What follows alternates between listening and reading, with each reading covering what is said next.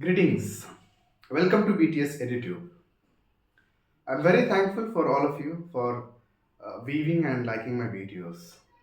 This keep motivating me to come up with more videos and contents.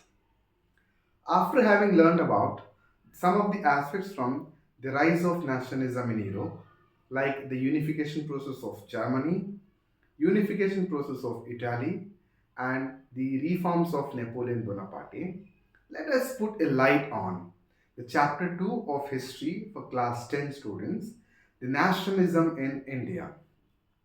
This particular chapter holds a very significant part of our own history. That is, the way our ancestors fought and struggled to get India independent. This chapter brings various movements that were launched by the true Satyagrahis and the combined efforts of the national leaders. The chapter begins with the First World War and its impact on India. As we all know, that the First World War began in 1914 and ended in 1918 with the Treaty of Versailles.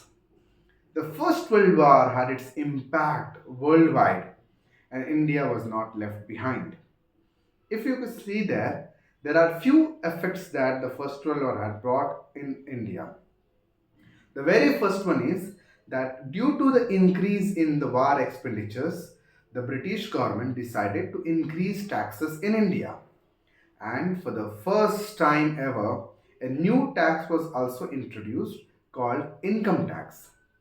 The second effect we see here is that villages were called upon to supply uniforms and grains to the soldiers fighting in the war. Thirdly, the other effect that you see about the First World War on India, that due to crop failed in many parts of India, that there was an accurate shortage of food supplies and increase in the prices of goods, which made the people's life more miserable. The fourth effect that can be understood is there was another disease called epidemic influenza that had widespread in many parts of India, resulting in the death of over 13 million people. So these effects were held within the First World War. And people believe that the end of war may bring the end to all these problems. But these hopes were crushed. The problems did not end by the end of the war. And this is what Mahatma Gandhi always believed in, the idea of Satyagraha and Ahimsa. Mahatma Gandhi, who was practicing law in South Africa, was called upon to come to India.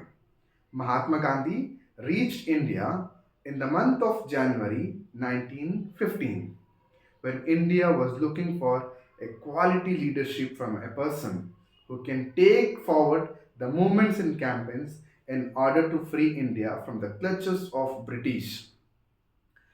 In order to understand the miserable life and conditions of India, Mahatma Gandhi launched and supported three trial satyagraha movements. One in Champaran, Bihar in 1916, wherein there was a movement against the indigo planters and Mahatma Gandhi supported such movement. 1917, Mahatma Gandhi toured Kheda district of Gujarat. Here, the people had suffered due to the crop fail that we discussed about the effect of First World War. Due to crop fail, the farmers were unable to pay the taxes. So they demanded government to waive off the tax for that particular year. With the support of Gandhi's protest, this came to be a very successful Satyagraha campaign. In 1918, Mahatma Gandhi visited Ahmedabad in order to support the cotton mill workers' protest. These cotton mill workers were demanding to increase their wages for 30%.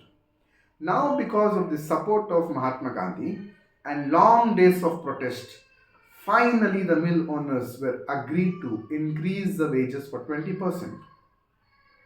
So the movement in Champaran, Kheda and Ahmedabad were so successful that Mahatma Gandhi believed in initiating a nationwide movement which would bring all the sections of the society to come under the same platform to fight against the British with those two beautiful weapons, Satyagraha and Ahimsa.